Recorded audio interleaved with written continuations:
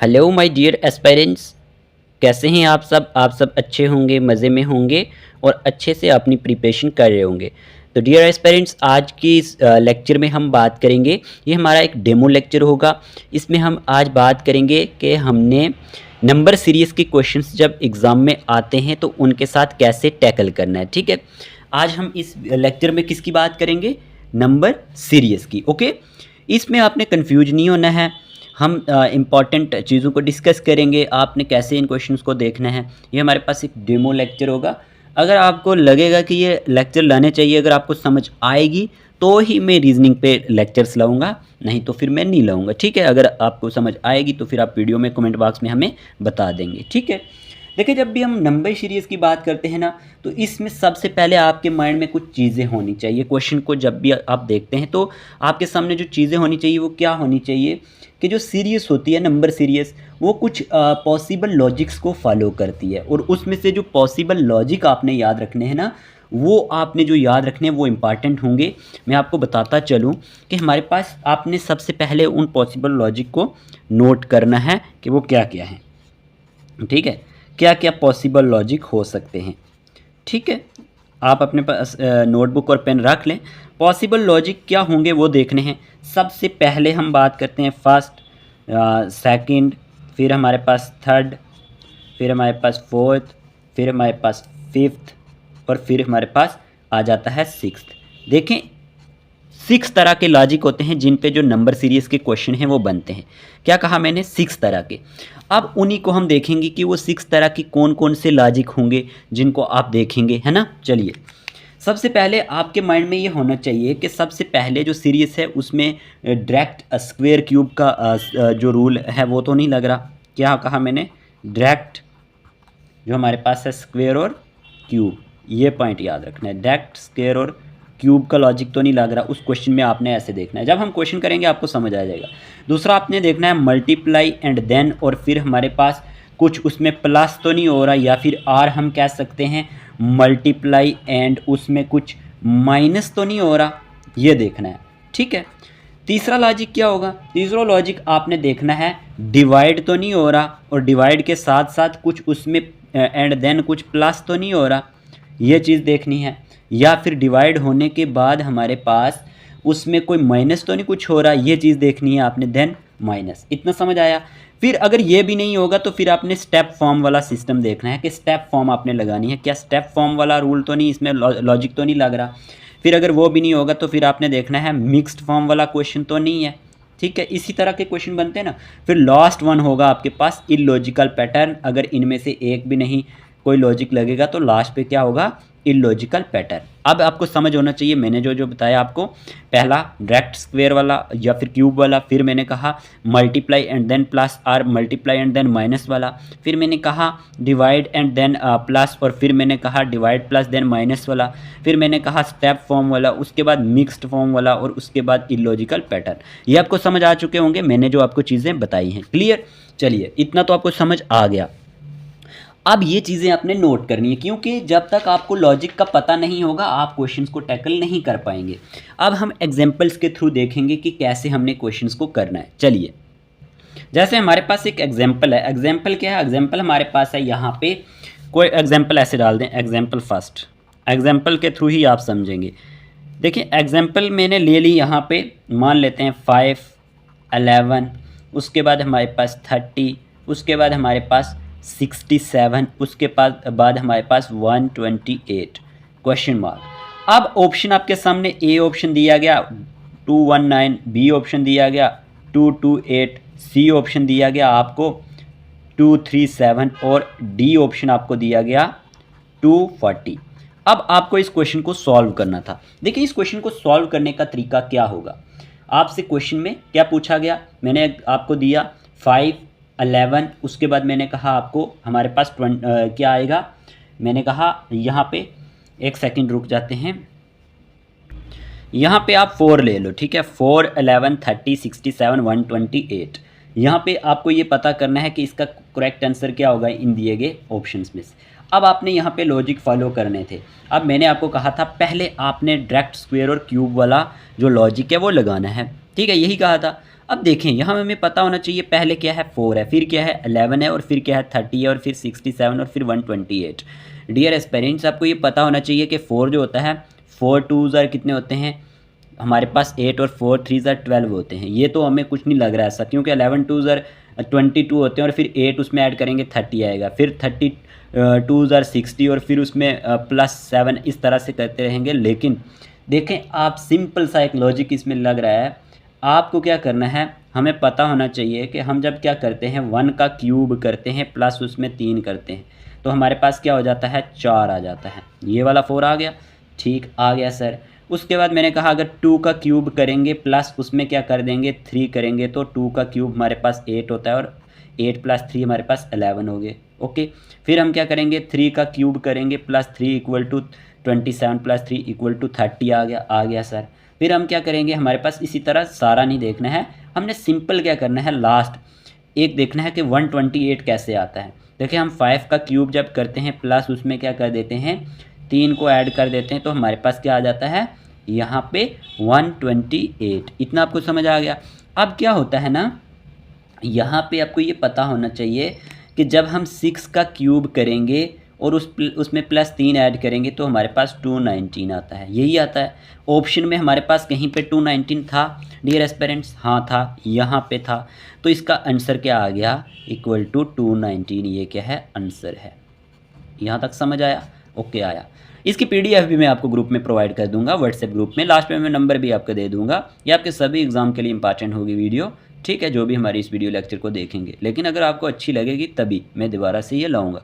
चलिए, एक क्वेश्चन तो हमने किया, और इसमें कौन सा लॉजिक फॉलो किया, क्यूब वाला। और हमने कहा था ना ये 6 लॉजिक हैं, इससे बाहर क्वेश्चन नहीं बनता।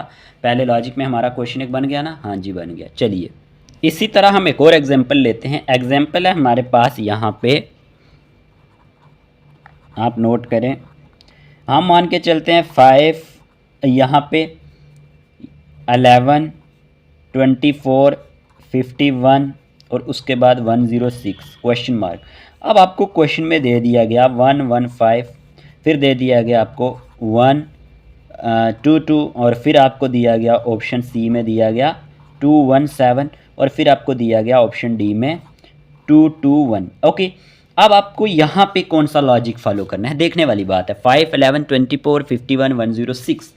5 जो है 5 में 2 मल्टीप्लाई करें, हमें एक लॉजिक मिल गया कि अगर हम 5 में 2 मल्टीप्लाई करें, तो मैंने आपको एक लॉजिक बताया था कि मल्टीप्लाई करके कुछ ऐड हो रहा होगा या माइनस हो रहा होगा, तो डायरेक्टली 5 2s 10 + 1 हमारे पास क्या होता है 11 होता है। ओके सर, फिर मैंने कहा 11 2s 20, 2 + 2 करें तो हमारे पास कितना होता है 24 आ रहा है। देखो ये आ गया ना, 11 भी आ गया, 24 भी आ गया। अब 24 में जब आप 2 करेंगे मल्टीप्लाई, फिर प्लस उसमें आप 3 करेंगे, तो हमारे पास कितना आता है 48, 48 और 3 51 आ गया। ओके, देखो 1 2 3 क्या हो रहा है, सीरीज वही फॉलो कर रही है ना, मल्टीप्लाई 2 हो रहा है, बस उनमें 1 2 3 ऐसे ऐड हो रहे हैं। अब इसी तरह आपको क्या करना था, लास्ट 106 को कर लेते हैं, लास्ट वाले को चेक करते हैं।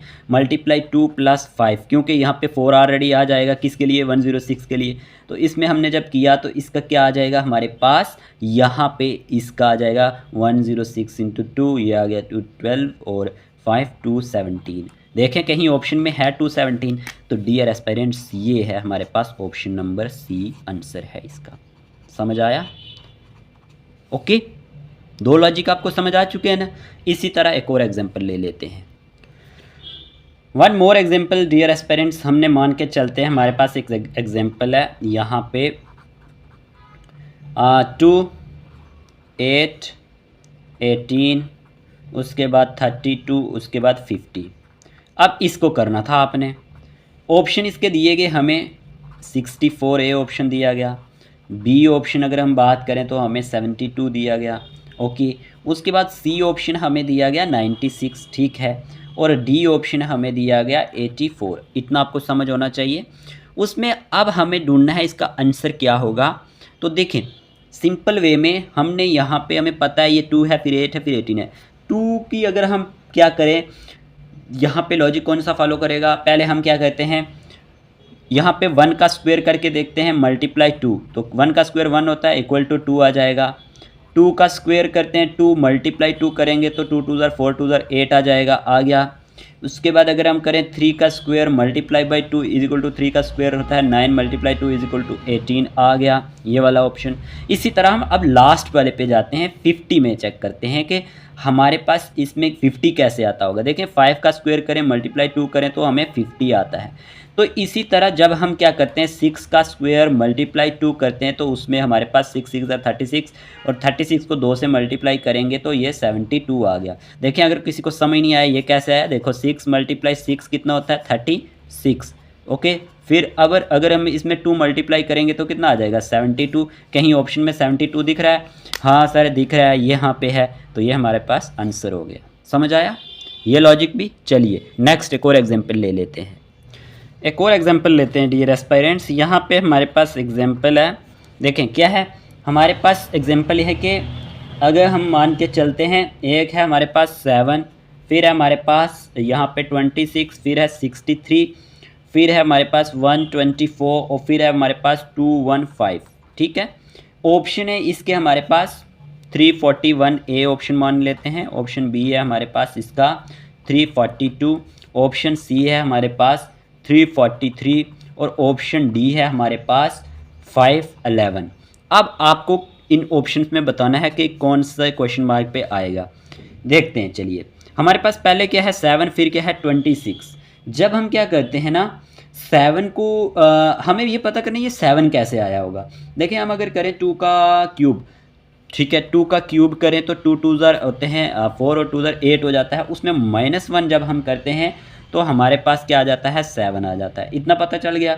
फिर हमारे पास जब हम 3 का स्क्वायर करते हैं -1 तो हमारे पास 3 3 ज़ार 9 में से एक माइनस करेंगे 27 - 1 करेंगे तो हमारे पास 26 आ जाता है, यानी ये वाली चीज़ भी आ गई हमारे पास। इसी तरह हम क्या करें अगर 4 का क्यूब करें -1 उसमें करें तो ये हमें पता है 64 आ जाएगा। ऐसे देखते हैं ना 4 मल्टीप्लाई 4 मल्टीप्लाई 4 -1 यानी 64 -1 में एलोब्रेट कर रहा हूँ थोड़ा, तो ये हमारे पास 63 आ जाता है, ठीक है। कन्फ्यूज नहीं होना है। उसके बाद अगर हम बात करते हैं यहाँ पे तो आपको ये पता होना चाहिए। इसी तरह 5 का क्यूब करेंगे 6 का, तो लास्ट वन में हम जाके देखते हैं कि हम अगर 6 का क्यूब -1 करें तो हमारे पास क्या आता है 6 मल्टीप्लाई 6 मल्टीप्लाई 6 -1 इक्वल टू ये हमारे पास आता है 36 36 -1 इज इक्वल टू ये हमारे पास आ जाएगा कुछ 216 -1। तो 216 -1 जब हम करते हैं तो ये हमारे पास कितना आ जाएगा 215, ओके। इतना 215 आएगा ना 6 का क्यूब -1। तो इसी तरह देयरफॉर हम क्या करेंगे 7 का क्यूब -1 तो ये हमारे पास कितना आ जाता है यहाँ पे लगभग कुछ हमारे पास 343 है ना। 343 -1 करेंगे, मतलब इसको 3 बार मल्टीप्लाई करने से 343 आया, -1 किया तो हमारे पास 342 आया, है ना, यही आया। चलिए देखते हैं हमारे पास ऑप्शन कौन सा है 342 वाला। तो हमारे पास 342 वाला ऑप्शन नंबर बी है, ये आंसर है। अब देखें ये वाला लॉजिक भी यहाँ पे काम आया। क्या किया हमने क्यूब -1, तो आपको ये समझ होना चाहिए कि इस तरह से हमारे भी ये लॉजिक फॉलो करते हैं। एक और एग्जांपल ले लेते हैं और किस तरह के क्वेश्चन आते हैं। एक और एग्जांपल लेते हैं डियर एस्पायरेंट्स। यहाँ पे एग्जांपल है हमारे पास यहाँ पे, चलिए हमने क्या करना है एग्जांपल हमें दी गई 2 3 10 15 26 क्वेश्चन मार्क। ऑप्शन दिया गया 37, फिर हमें दिया गया ऑप्शन बी 35, फिर दिया गया हमारे पास ऑप्शन सी 50, फिर दिया गया हमारे पास ऑप्शन डी 48, ओके। अब करते हैं इसका सोल्यूशन कैसे होगा। इनमें से ये कौन सी सीरीज फॉलो कर रही है, ऑप्शन आपके सामने है। पहले 2 है, फिर 3 है, फिर हमारे पास 10 है, फिर 15 है। तो इसमें कौन सा लॉजिक फॉलो करेगा ये देखना है हमें। पहले ये ढूंढना है कि 2 कैसे आया होगा। देखिए हम अगर 1 का स्क्वायर करें, सिंपल सी बात दिख रही है हमें, तो उसमें +1 करें तो 1 का स्क्वायर क्या होता है 1 मल्टीप्लाई 1 + 1 यानी 1 + 1 = 2 आता है। एक चीज़ तो हमें ये पता चली कि 1 का स्क्वायर +1 करेंगे फिर 2 आएगा। इसी तरह 2 का स्क्वायर उसमें -1 करेंगे तो क्या आएगा 2 का स्क्वायर मतलब 2 मल्टीप्लाई 2 -1 = 4 -1, तो ये हमारे पास 3 आ गया, ठीक है। यानी कि यहाँ स्क्वायर -1 और +1 वाली +1 और -1 वाली सीरीज चल रही है, हमें कुछ इस तरह सा आइडिया हुआ है। 3 का स्क्वायर -1 करेंगे +1 करेंगे, आप सीक्वेंस फॉलो करते हैं तो ये हमारे पास कितना आ जाएगा 9 मल्टी सॉरी 3 3 9 होते हैं प्लस 1, तो ये हमारे पास कितना आ जाएगा, इक्वल टू 10 आ जाएगा। इसी तरह हम देयरफॉर करेंगे 6 का स्क्वेयर -1 करके देखते हैं। अच्छा लास्ट पे तो ये हमें पता है 36 आएगा, फिर उसमें -1 इक्वल टू 35। तो 35 हमारे पास किस ऑप्शन में है, ऑप्शन नंबर बी में है, तो ये आंसर है। यानी कि आप ये मान के चल सकते हैं कि कहीं पे क्या हो रहा होता है, हमारे पास स्क्वेयर और उसके साथ -1 या +1 या +1 या -1 वाला भी हमारे पास एक लॉजिक फॉलो करता है। कहने का मतलब ये था मेरा। चलिए और एग्जाम्पल कुछ लेते हैं और लॉजिक्स पे। एग्जाम्पल है हमारे पास अब यहाँ पे 1 2 10 37 101 क्वेश्चन मार्क। तो ऑप्शन दिए गए 145 ऑप्शन बी दिया गया, 170 ऑप्शन सी दिया गया, 197 ऑप्शन डी दिया गया, 226। चलिए करते हैं इसको। अब हमें देखना है ये 1 कैसे आया होगा। तो अगर हम सिंपल सा एक वे देखें, यहाँ पे भी हमारे पास एक चीज़ लग रही है कि 0 का स्क्वेयर करें तो +1 करें तो हमारे पास 0 × 0 +1, ये हमारे पास 1 नहीं आता है। ठीक है, फिर हम क्या करते हैं, अगर 1 का स्क्वेयर +1 करते हैं तो हमें पता है 1 × 1 +1 इक्वल टू हमें 2 आ जाता है। इसी तरह 3 का स्क्वेयर करेंगे +1 तो 3 3 कितने होते हैं 9, +1 इक्वल टू ये 10 आ जाएगा। इसी तरह हम अगर 6 का स्क्वायर करते हैं +1 इक्वल टू ये कितना आ जाएगा 37। इसी तरह अगर हम 10 का स्क्वायर करते हैं +1, 10 का स्क्वायर +1 तो ये हमें पता है कितना आ जाएगा 10 10 ये हो जाएगा 100 +1 इक्वल टू 101। इसी तरह हम क्या करेंगे, यहाँ पे 15 का स्क्वायर +1 करेंगे तो ये हमारे पास कितना आ जाएगा 15 × 15 +1 इक्वल टू 225।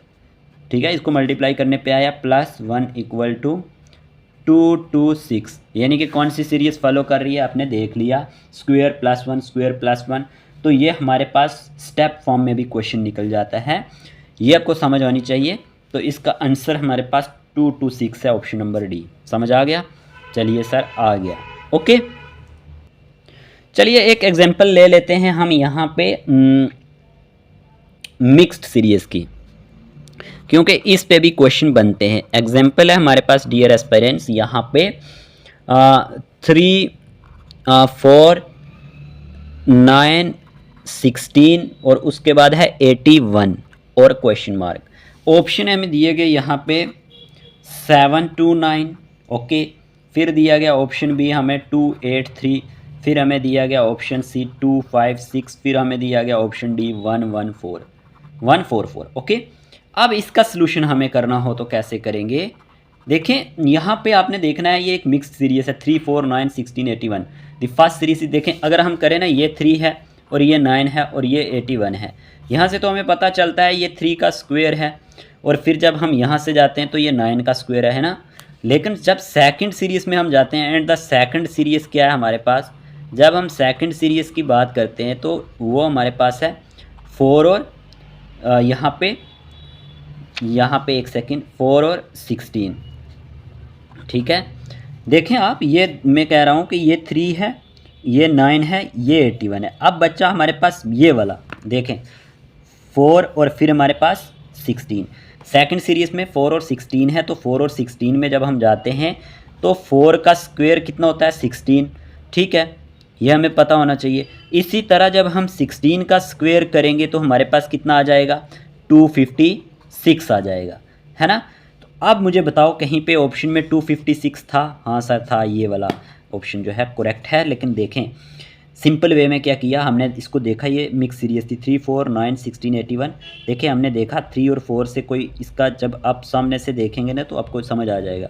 यहाँ पे 3 का स्क्वायर करते हैं तो 9 होता है, 9 का स्क्वायर करते हैं तो 81 होता है। ये सीरीज़ ये वाली फॉलो कर रही थी दोनों का स्क्वायर। अब हमने देखा 4 और 16 है, 4 का स्क्वायर करेंगे तो हमें 16 मिलता है, जब 16 का स्क्वायर करेंगे तो 256 होता है। इस तरह के क्वेश्चन भी एग्जाम में देखने को मिलते हैं। ओके, समझ आया? चलिए एक और एग्जाम्पल ले लेते हैं।